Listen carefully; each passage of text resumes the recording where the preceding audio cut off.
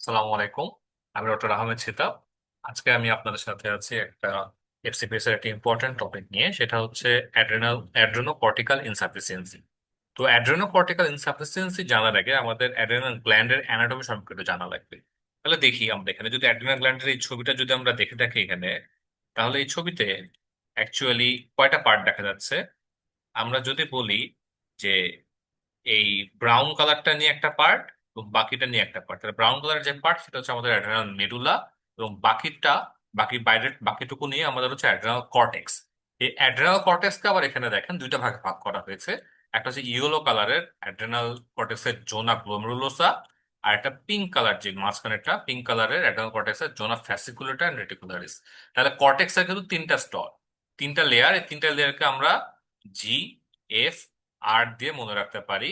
যে জোনা গ্লোমেরুলোসা সবার বাইরে, দেন জোনা ফ্যাসিকুলোটা, এন্ড দেন জোনা রেটিকুলারিস। তো কোন পার্ট থেকে কোন হরমোন গুলো আছে সেটা যদি আমরা একটু যদি দেখি, তাহলে জোনা ফ্যাসিকুলোটা এন্ড রেটিকুলারিস থেকে আসে হচ্ছে অ্যান্ড্রোজেন এবং কর্টিসল। আর জোনা গ্লোমেরুলোসা থেকে আসে হচ্ছে অ্যালডোস্টেরন। অ্যালডোস্টেরন অ্যালডোস্টেরন বলতে মিনারেলো কর্টিকয়েড যেটা আমরা বুঝি সেটা। কর্টিসল মানে হচ্ছে গ্লুকোকর্টিকয়েড। আর অ্যান্ড্রোজেন মানে তো আপনারা জানেন যে হচ্ছে সেক্স হরমোন যেগুলো আছে মেল, যে টেস্টোস্টেরন, ডিএইচটি, এগুলো। তো এই তিনটা হরমোনের যদি আমাদের ডেফিসিয়েন্সি হয়, কোনো কারণে, যে কোনো কারণে ডেফিসিয়েন্সি হতে পারে, তখনই আমরা বলবো অ্যাড্রেনোকর্টিক্যাল ইনসাফিসিয়েন্সি। তাহলে ডেফিসিয়েন্সি কেন হতে পারে, কি জন্য হতে পারে, সেগুলোর ট্রিটমেন্ট কি, এগুলোই আজকে আমাদের আলোচনা। তাহলে চলেন আমরা অ্যাড্রেনোকর্টিক্যাল ইনসাফিসিয়েন্সিতে চলে যাই। এই অ্যাড্রেনাল ইনসাফিসিয়েন্সি বা অ্যাড্রেনোকর্টিক্যাল ইনসাফিসিয়েন্সি, এই ইনসাফিসিয়েন্সির এই বক্সটা আমাদের জন্য মাস্ট মাস্ট খুবই ইম্পর্টেন্ট। তাহলে বক্সটা নিয়ে একটু আলোচনা করি আমরা। আমরা অ্যাড্রেনোকর্টিক্যাল ইনসাফিসিয়েন্সির কজ গুলোকে দুইটা ভাগে ভাগ করতে পারছি। একটা হচ্ছে কিছু সেকেন্ডারি কজ, আর একটা হচ্ছে কিছু প্রাইমারি কজ। দেখেন, সেকেন্ডারি কজ গুলোতে বলা হচ্ছে যে এসিটেজ যে হরমোনটা, অ্যাড্রেনোকর্টিক রিলিজিং হরমোন, এই এসিটেজ হরমোনটা সেকেন্ডারি কজে কম থাকে। আর প্রাইমারি কজে এসিটিএইচটা বেশি থাকে। এসিটিএইচ এর কাজ কি? এসিটিএইচ হচ্ছে পিটুইটারি থেকে রিলিজ হয়। পিটুইটারি থেকে রিলিজ হয়ে এটা আমাদের অ্যাড্রেনাল গ্ল্যান্ডের উপর কাজ করে। পিটুইটারি থেকে রিলিজ হয়ে অ্যাড্রেনাল গ্ল্যান্ডের উপর কাজ করে। অ্যাড্রেনাল গ্ল্যান্ড থেকে আমাদের যে অ্যাড্রেনাল হরমোন গুলো সেগুলোকে সিক্রেট করতে সাহায্য করে। তাহলে কোনো কারণে যদি আমার শরীরে এসিটিএইচটাই কমে যায়, তাহলে আমার অ্যাড্রেনাল গ্ল্যান্ডের হরমোন গুলো বের হবে না। অ্যাজ এ রেজাল্ট আমাদের অ্যাড্রেনাল ইনসাফিসিয়েন্সি হবে। এটাই হচ্ছে সেকেন্ডারি কজ গুলো। সেকেন্ডারি কজ দুটো তাহলে আমরা দেখে নিই। এখানে দুইটা কজ দেওয়া আছে। একটা হচ্ছে withdrawal of suppressive glucocorticoid therapy. Suppose কোন একটা পেশেন্ট অনেক দিন যাবত স্টেরয়েড পাচ্ছে, কোনো একটা পেশেন্টের কুশিং সিনড্রোম হয়ে গেছে বা অনেকদিন যাবত স্টেরয়েড পাচ্ছে, সেটার জন্য আমি হুট করে বন্ধ করে দিই, মানে সাডেন যদি আমি উইথড্র করি ট্যাপারিং ছাড়া, তখন আমাদের অ্যাডেনোকর্টিক্যাল ইনসাফিসিয়েন্সি হতে পারে। কেন হতে পারে?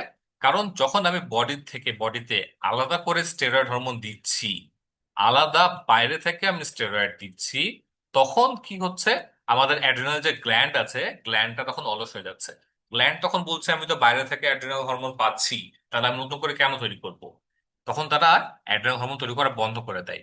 এই যে আপনি বাইরে থেকে স্টেরয়েড দিচ্ছেন, আপনি যদি হুট করে স্টেরয়েডটা বন্ধ করে দেন বাইরে থেকে দেওয়া, অ্যাড্রিনাল গ্ল্যান্ড কিন্তু আইডল ছিল, সে কিন্তু কাজ করছিল না। তখন অ্যাড্রিনাল গ্ল্যান্ডের কাজ শুরু করতে নতুন করে একটু সময় লাগবে। সে আগে নড়ে চড়ে বসবে যে ওহো, আমার স্টেরয়েড এখন আর আসছে না, তাহলে আমাকে স্টেরয়েড তৈরি করতে হবে। এই তৈরি করাতে তার একটা প্রসেস, একটা টাইমিং যাবে।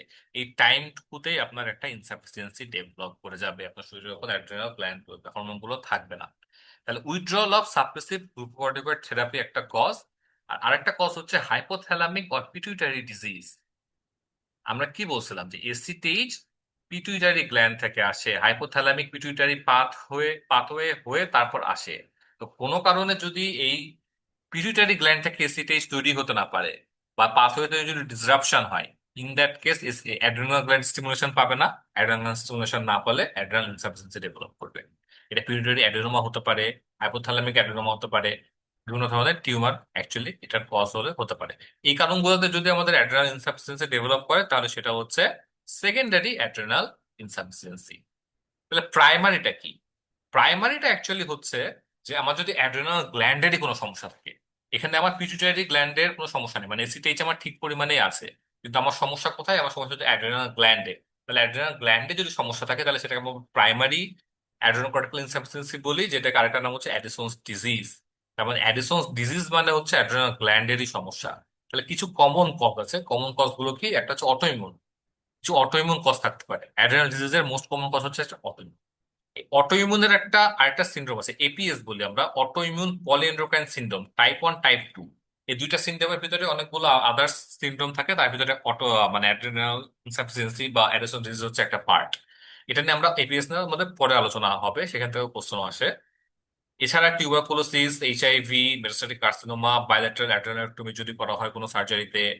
আর রেয়ার কজগুলোর ভিতরে আছে লিম্ফোমা, ইন্ট্রা অ্যাড্রেনাল হেমোরেজ, যেটা আরেকটা নাম হচ্ছে Waterstone House Friderichsen syndrome, which occurs following meningococcal sepsis. এটা এসবি এর জন্য অনেক সময় যদি প্রশ্ন যদি টাফ করে দেয়, তাহলে এখান থেকে আপনাদের একটা এসবি আসতে পারে। সেটা কিভাবে আসতে পারে আমি যদি একটু আপনাকে একটু বলি। তাহলে সাপোজ একটা সিনারিও দিল, সিনারিওটা এরকম যে একটা পেশেন্ট আপনার কাছে আসছে, পেশেন্টের মেনিনজাইটিস। পেশেন্টের কি? পেশেন্টের মেনিনজাইটিস। এই মেনিনজাইটিস পেশেন্টের যদি শরীরে বলছে যে র্যাশ আছে, মেনিনজাইটিস উইথ র্যাশ, তাহলে ডায়াগনোসিস কি? আমরা জানি মেনিনগোকক্কাল ডিজিজ এটা। তাহলে মেনিনগোকক্কাস দিয়ে যদি মেনিনজাইটিস হয়, সেই মেনিনজাইটিস থেকে সিনারিওতে বলবে যে রোগীর এখন সেপসিস ডেভেলপ করছে। কি ডেভেলপ করছে? সেপসিস ডেভেলপ করছে। অথবা সেখান থেকে আবার আপনার অ্যাড্রেনাল ক্রাইসিস, অ্যাড্রেনাল ক্রাইসিসের একটা সিনারিও দিয়ে দিচ্ছে। সিনারিও গুলো আমরা একটু পরে দেখবো যে কি কি হয়। দেখবো সিভিয়ার হাইপোটেনশন হয়, হাইপোগ্লাইসেমিয়া হয়, হাইপোনাট্রিমিয়া হয়, হাইপার ক্যালেমিয়া হয়, হাইপার ক্যালসেমিয়া হয়। এগুলো দিয়ে দিচ্ছে সেই সিনারিওতে। তারপর বলছে হোয়াট ইজ দ্য কজ। তাহলে হোয়াট ইজ দ্য কজ, তখন আমাদের অ্যান্সার হবে ওয়াটার হাউস ফ্রিডরিকসন সিনড্রোম, কারণ মেনিনগোককাল সেপসিস থেকে এখানে অ্যাড্রেনাল ক্রাইসিস ডেভেলপ করছে। তাহলে intra-adrenal haemorrhage, the answer is Waterhouse Friderichsen syndrome. এটা অনেক বেশি কোশ্চেন টাফ হলে দিতে পারে, তাছাড়া সাধারণত দেওয়ার কথা না।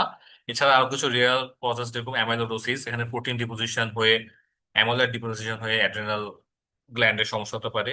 হিমোক্রোমাটোসিসে আলটিমেটলি কি হবে, আমাদের যে আয়রনটা আছে সেই আয়রন ডিপোজিশন হবে অ্যাড্রেনাল গ্ল্যান্ডে, as a result adrenal insufficiency develop করবে। এছাড়া আরো কিছু পদ্ধতি আছে, যেরকম কর্টিকোস্টেরয়েড বায়োসিনথেটিক এনজাইম। কিছু কিছু এনজাইম আছে যেগুলো আমাদের এই কর্টিকোস্টেরয়েড মানে হরমোন গুলো, হরমোন মানে অ্যাকচুয়ালি যে কর্টিসল বা অ্যালোস্টেরন, এগুলো প্রোডাকশনে হেল্প করে। এই এনজাইম গুলোতে যদি কোনো ডিফেক্ট থাকে, তাহলে আমাদের অ্যাড্রেনাল ইনসাফিসিয়েন্সি হতে পারে। যেরকম কনজেনিটাল অ্যাড্রেনাল হাইপারপ্লাসিয়া, এবং কিছু ড্রাগস যেমন মেটাইরাপন, কিটোকোনাজল, এটোমিডেট, এই ধরনের ড্রাগের যদি কারো প্রলং হিস্ট্রি থাকে, তাহলে তার অ্যাড্রেনাল ইনসাফিসিয়েন্সি দেখা যেতে পারে। তাহলে এই বক্সটা খুবই খুবই খুবই ইম্পর্টেন্ট, এই বক্সটায় কিন্তু অনেক প্রশ্ন আসে। এটা আমরা পড়ে নিব। দেন আমরা যদি এখানে চলে যাই যে একটা ইনসাফিসিয়েন্সির কি কি কজ আছে, এখানে একটা ইম্পর্টেন্ট দেখেন যে most common cause of ACTH deficiency is secondary adrenocortical failure, মানে usually because of inappropriate withdrawal of chronic glucocorticoid therapy or a pituitary tumor। তাহলে আমাদের অ্যাড্রেনাল ইনসাফিসিয়েন্সির কিন্তু মেইন কজ হচ্ছে withdrawal, inappropriate withdrawal of glucocorticoid therapy and pituitary tumour. এটা অনেক সময় SBA তে চলে আসতে পারে কিন্তু। তারপরে যদি আমরা দেখি ক্লিনিক্যাল অ্যাসেসমেন্টে যে কি কি ফিচার্স আমরা পাই, সেই ফিচার্স গুলো আমরা আলাদা বক্সে আলোচনা করা হয়েছে, তবে এখানে কিছু কিছু করে লেখা আছে, সেটা একটু দেখি। যে ইনিশিয়াল সিমটম সাধারণত ক্রনিক প্রেজেন্টেশন হয়, কিন্তু initial symptoms are often misdiagnosed as chronic fatigue syndrome or depression. তার মানে কি এখানকার সিমটম গুলো অনেকটা ক্রনিক ফ্যাটিক সিনড্রোমের মতো হয় বা ডিপ্রেশনের মতো হয়। In primary adrenal insufficiency, weight loss is a uniform presenting feature. মানে প্রাইমারি অ্যাড্রেনাল ইনসাফিসিয়েন্সিতে ওয়েট লস থাকবেই, ইউনিফর্মলি সকল পেশেন্টেরই পাওয়া যায় সাধারণত ওয়েট লস। কেন পাওয়া যায়? কারণ এই তো কর্টিসল ডেফিসিয়েন্সি থাকে, কর্টিসল ডেফিসিয়েন্সি থাকলে অ্যাপেটাইট ডেফিসিয়েন্সি হয়। তাছাড়া বিভিন্ন যে হরমোন গুলো, ফ্যাট মেটাবলিজমের সমস্যা হয়, মেটাবলিজম সমস্যা থেকে অ্যাপেটাইট ডিক্রিজ থেকে ওয়েট লস হয়ে থাকে। আর adrenocortical insufficiency should be considered in patients with hyponatraemia, কারণ যদি হাইপোনাট্রিমিয়া থাকে, even in absence of symptoms, তার কোনো সিমটমস নাই বাট অনলি হাইপোনাট্রিমিয়া আছে, chronic hyponatraemia, in that case আমরা অ্যাড্রেনাল ইনসাফিসিয়েন্সি এটা সন্দেহ করতে পারি। আর কেউ যদি অ্যাড্রেনাল ক্রাইসিস নিয়ে কথা বলে, তাহলে অ্যাকিউট অ্যাড্রেনাল ক্রাইসিসের কি কি সিমটম?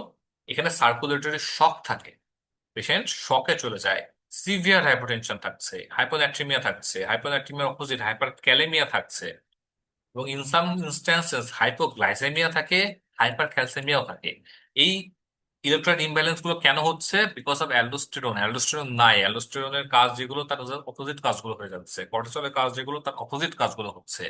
হাইপোগ্লাইসিমিয়া কেন হচ্ছে? হাইপোগ্লাইসিমিয়া হচ্ছে কারণ কর্টিসল যে হরমোন, কর্টিসলের কাজ হচ্ছে গ্লুকোজটা আমাদের শরীরে বাড়ানো। কর্টিসল ক্রনিক্যালি অ্যাবসেন্ট, আমাদের শরীরে গ্লুকোজ বাড়ছে না। কর্টিসলের কাজ হচ্ছে গ্লুকোনিওজেনেসিস করা। আমাদের শরীরে যেহেতু কর্টিসল অ্যাবসেন্ট, গ্লুকোনিওজেনেসিস হচ্ছে না, ইনসুলিন আপার হ্যান্ড পেয়ে যাচ্ছে, এই জন্য হাইপোগ্লাইসিমিয়া দেখা দিচ্ছে। তারপর হাইপারক্যালসিমিয়া থেকে মাসেল ক্র্যাম্পস হতে পারে, ভমিটিং, ডায়রিয়া, আনএক্সপ্লেইন ফিভার, এই জিনিসগুলো থাকতে পারে। তাহলে এই যে আমরা যদি এরকম একটা সিনারিও দেখি যে পেশেন্ট আমাদের কাছে এসেছে ওয়েট লস নিয়ে, তার হাইপোনাট্রিমিয়া আছে, হাইপোনাট্রিমিয়া না থাকলেও তার ব্লাডে সোডিয়ামটা লো নর্মালে আছে, সাথে হাইপারক্যালেমিয়া আছে, অথবা হাইপারক্যালেমিয়া না থাকলে পটাশিয়ামটা হাই নর্মালে আছে, প্লাস পেশেন্টের লো বিপি, প্লাস পেশেন্টের কি বিপি কম, এই সকল কেসে আমরা অ্যালডোস্ট অ্যাড্রেনাল ইনসাফিসিয়েন্সি সাসপেক্ট করব। অথবা পেশেন্টকে বলতেছে যে আনএক্সপ্লেইনড ফ্যাটিক আছে পেশেন্টের, আনএক্সপ্লেইনড ফ্যাটিকের সাথে পেশেন্টের ডিপ্রেসিভ ডিসঅর্ডার টাইপ, মানে একটা ডিপ্রেশনের ফিচার দিচ্ছে, হাইপোনাট্রিমিয়া আছে, হাইপোটেনশন আছে, সেক্ষেত্রেও আমাদেরকে সাসপেক্ট করতে হবে পেশেন্টের অ্যাড্রেনাল ইনসাফিসিয়েন্সি আছে কিনা। কারণ আপনারা একটু আগে আমি দেখালাম আপনাদেরকে যে কোথায়, সরি, একটু উপরে উপরে লেখা ছিল যে অনেক সময় misdiagnosed misdiagnosed as a case of chronic fatigue syndrome or depression. এই জন্য আমাদেরকে এগুলোতে সাসপেক্ট করতে হবে। যদি আমি সাসপেক্ট করি তাহলে আমি কি ইনভেস্টিগেশন করব? এসবিএ তে কিন্তু সিনারিও দেওয়ার পরে এসটিপিএস এ ইনভেস্টিগেশন গুলো মোস্ট ইম্পর্টেন্টলি দিয়ে দেয় যে ইনভেস্টিগেশন আমাদের কি কি ইনভেস্টিগেশন করা যায়। ইনভেস্টিগেশন কি করতে হলে সেটা জানার আগে আমাদেরকে একটু এই বক্সটা পড়ে নিতে হবে। এই বক্সটা পড়ে আমরা ইনভেস্টিগেশনে চলে যাব। এই বক্সটা একটু ছোট করে দিই আমি। তাহলে এই বক্সে কি কি আছে? এই বক্সে আছে হচ্ছে clinical and biochemical features of adrenal insufficiency. Adrenal ইনসাফিসিয়েন্সিতে কি কি ক্লিনিক্যাল ফিচার পাওয়া যায়, বায়োকেমিক্যাল ফিচার পাওয়া যায়, এটা আমাদেরকে মাস্ট। এই বক্সটা হচ্ছে 5 স্টার টপিক, একদম এক্সাম নাইট টপিক। দেখেন, এক্সাম নাইট টপিক। তাহলে এখানে আমরা মেইনলি চারটা চারটা কজ অফ অ্যাড্রেনাল ইনসাফিসিয়েন্সি নিয়ে আলোচনা করছি। Withdrawal of exogenous glucocorticoid, hypopituitarism, অ্যাডিসন্স disease, congenital adrenal hyperplasia. এই চারটাতে কোন হরমোনের কি ধরনের ফিচার থাকে সেটা আমরা একটু দেখব। গ্লুকোকর্টিকয়েড ইনসাফিসিয়েন্সি, এটা দেখেন যে মানে গ্লুকোকর্টিকয়েড শরীরে কম আছে, যখন আমরা এক্সোজেনাস গ্লুকোকর্টিকয়েড দেওয়া বন্ধ করে দিব, বন্ধ করে দিলে ইনসাফিসিয়েন্ট ডেভেলপ করবে, কারণ অ্যাড্রেনাল গ্ল্যান্ড সাথে সাথে বন্ধ করার সাথে সাথে নতুন করে হরমোন তৈরি করতে পারে না, এই জন্য ইনসাফিসিয়েন্ট ডেভেলপ করবে। হাইপোপিটুইটারিজমে এসিটেইচই তৈরি হচ্ছে না, এসিটেইচ তৈরি যদি না হয় সেক্ষেত্রে গ্লুকোকর্টিকয়েড তৈরি হবে না, কারণ এসিটেইচ তো যে অ্যাড্রেনাল গ্ল্যান্ডকে আলটিমেটলি স্টিমুলেশন দেয়, সেই স্টিমুলেশন যদি না থাকে তাহলে গ্লুকোকর্টিকয়েড তৈরি হবে না, এই জন্য এখানে ইনসাফিসিয়েন্সি হচ্ছে। অ্যাডিসন্স ডিজিজ, এটা তো গ্ল্যান্ডেরই সমস্যা, এখানে তো তৈরি হবেই না। কনজেনিটাল অ্যাড্রেনাল হাইপারপ্লাসিয়া, এখানে বলছিলাম আমি যে এখানে দেখেন 21 হাইড্রোক্সিলেজ ডেফিসিয়েন্সি, এনজাইমটা ডেফিসিয়েন্সি থাকে 21 হাইড্রোক্সিলেজ। এনজাইম যদি ডেফিসিয়েন্সি থাকে তাহলে এই এনজাইম ডেফিসিয়েন্সির জন্য যে কর্টিকোস্টেরয়েড আর আপনার অ্যালডোস্টেরন এই জিনিসগুলো তৈরি হতে পারে না, এই জন্য গ্লুকোকর্টিকয়েড ডেফিসিয়েন্সি থাকে।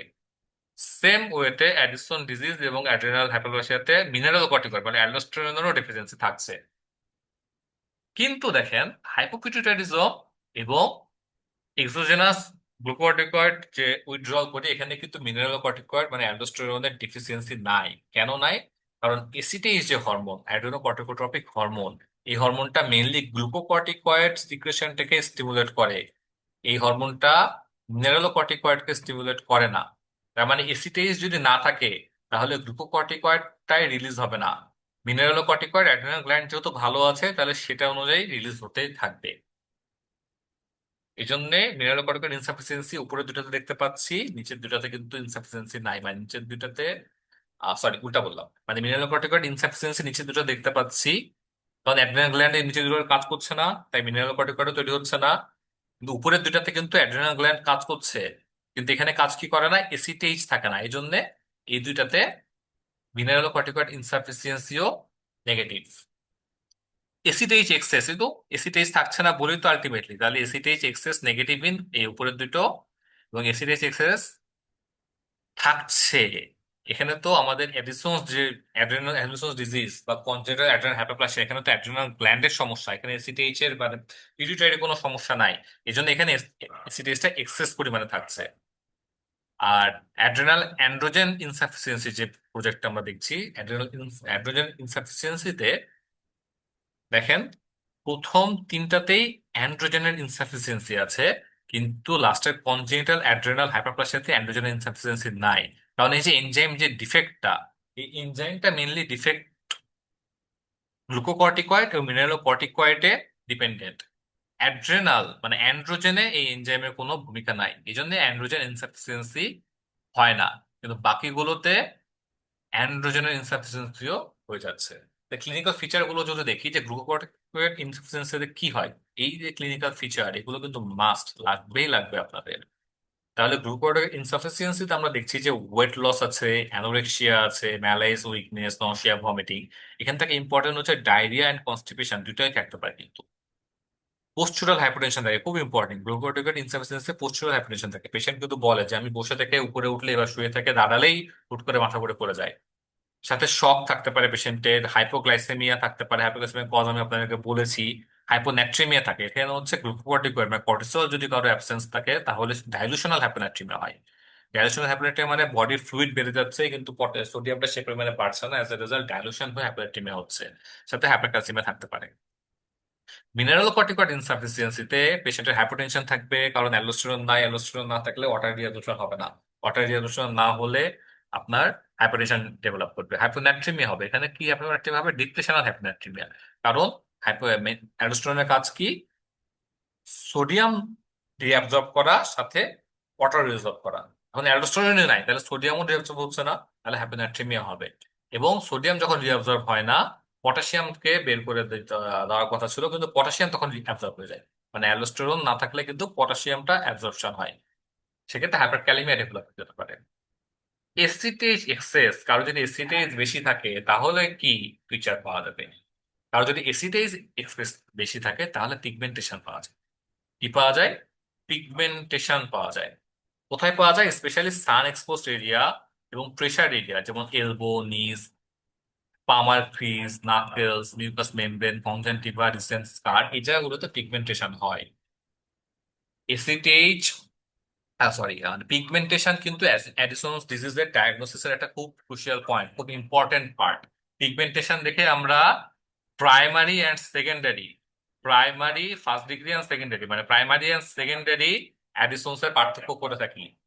প্রাইমারি আর সেকেন্ডারি, প্রাইমারি অ্যাডিসন যেটা, সেটাতে কিন্তু পিগমেন্টেশন থাকে। মানে অ্যাডিসন ডিজিজ, কনজেনিটাল হাইপারপ্লাসিয়া, এগুলোতে পিগমেন্টেশন প্রেজেন্ট থাকে, কারণ এখানে এসিডেজ এক্সেস আছে। কিন্তু সেকেন্ডারি যে অ্যাড্রেনাল ইনসাফিসিয়েন্সি মানে হাইপোপিটুইটারিজম বা উইথড্রল অফ এক্সোজেনাস গ্লুকোকর্টিকয়েড, এখানে কিন্তু পিগমেন্টেশন থাকে না। কেন থাকে না? কারণ এখানে এসিটেজ এক্সেস থাকে না। এসিটেজ এক্সেসের সাথে পিগমেন্টেশনের সম্পর্ক কেন সম্পর্ক? কারণ পিটুইটারি যখন এসিটেজ রিলিজ করে তখন শুধুমাত্র পিটুইটারি এসিটেজ রিলিজ করে না, এসিটেজ এর সাথে পিটুইটারি মেলাটোনিন রিলিজ করে। Melatonin secreting hormone, MSH, melatonin secreting hormone release করে। আর এই মেলাটোনিনটাই হচ্ছে আমরা জানি যে স্কিন পিগমেন্টেশনের জন্য দায়ী। তাহলে এসিটেজ যখন এক্সেস হবে তখন মেলাটোনিন এক্সেস হবে, as a result primary Addison ডিজিজে পিগমেন্টেশন থাকবে, হোয়ারাস সেকেন্ডারি অ্যাডিশনসে কিন্তু পিগমেন্টেশন থাকে না। এটা একটা ইম্পর্টেন্ট ডিফারেন্সিয়েটিং পয়েন্ট এবং এটাই কিন্তু পরীক্ষাতে আসে। আর কারো যদি অ্যাড্রেনাল অ্যান্ড্রোজেন ইনসাফিসিয়েন্সি থাকে, সেই ক্ষেত্রে অ্যাড্রেনাল অ্যান্ড্রোজেন ইনসাফিসিয়েন্সিতে দেখেন ডিক্রিসড বডি হেয়ার, মানে টেস্টোস্টেরন যদি কম থাকে তাহলে বডি হেয়ার অবশ্যই ডিক্রিজ হবে। এবং loss of libido, specially in females. অনেকে মনে করতে পারেন যে ফিমেলে তো টেস্টোস্টেরন না থাকলে ভালো, কিন্তু না, ফিমেলে কিন্তু টেস্টোস্টেরনের ইম্পর্টেন্ট রোল আছে। সেটা হচ্ছে ফিমেলের লিবিডো মেনটেন করা হচ্ছে টেস্টোস্টেরন। তাহলে কারো যদি অ্যান্ড্রোজেন ইনসাফিসিয়েন্সি থাকে ফিমেলে, সেক্ষেত্রে decrease body hair and loss of libido, specially এই বক্সটা খুবই খুবই খুবই ইম্পর্টেন্ট। তাহলে এই বক্সটাকে যদি আমরা দেখতে চাই, তাহলে আমরা যে ইনভেস্টিগেশনের কথা বলছিলাম একটু আগে, ইনভেস্টিগেশনে আমরা কি দেখব?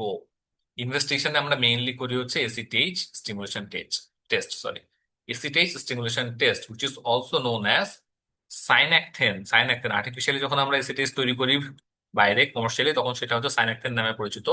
শর্ট সাইনাপটিক টেস্ট আমরা বলে থাকি। শর্ট সাইনাপটিক টেস্ট করলে আমরা এটার রেজাল্ট পাই যে তার আসলে অ্যাডেনোসিয়াম ক্রাইসিস মানে অ্যাড্রেনাল ইনসাফিসিয়েন্সি আছে কিনা। এখানে কি করা হয় দেখেন, যে প্রাইমারি ও সেকেন্ডারি অ্যাড্রেনাল ইনসাফিসিয়েন্সি দেখার জন্য আমরা হাইপোথ্যালামিক পিটুইটারি অ্যাক্সিসটা দেখার জন্য এটা করে থাকি। এখানে কি করা হয়, প্রথমে একটা পেশেন্টকে আইএম ইনজেকশন দেওয়া হয় at any time of the day. আমি এসিটিএইচ বা সাইনাকটেন দিচ্ছি। এটা দেওয়ার পরে 0 মিনিটে এবং 30 মিনিটসে প্লাজমা কর্টিসল মেজার করা হয়। 0 মিনিট 30 মিনিটে প্লাজমা কর্টিসল মেজার করার পরে দেখা হয় যে কর্টিসল বাড়ছে কিনা। আমি এসিটিএইচ দিচ্ছি, এসিটিএইচ কি অ্যাড্রেনাল কর্টিকোট্রপিক রিলিজিং হরমোন, তাহলে স্টিমুলেটিং হরমোন। তাহলে এই হরমোনটা দেওয়ার পরে আমার কর্টিসল বাড়ার কথা। যদি কোনো নর্মাল পেশেন্ট হয়ে থাকে তাহলে তার প্লাজমা কর্টিসল এসিটিএইচ দেওয়ার পরে more than 430 nM/L বাড়বে। যদি না বাড়ে তাহলেই হচ্ছে অ্যাড্রেনাল ইনসাফিসিয়েন্সি। তাহলে এটাই হচ্ছে শর্ট সাইনাপটিক টেস্টের মেইন কারণ, যে মানে মেইন ব্যাপার, যে আমি এসিটেজ দিব বা সাইনাপটিন দিব, তারপরে আমার প্লাজমা কর্টিসল বাড়ার কথা নর্মালি। যদি না বাড়ে, যদি 430 নিচে থাকে, তাহলেই আমার এটা হচ্ছে অ্যাড্রেনাল ইনসাফিসিয়েন্সি।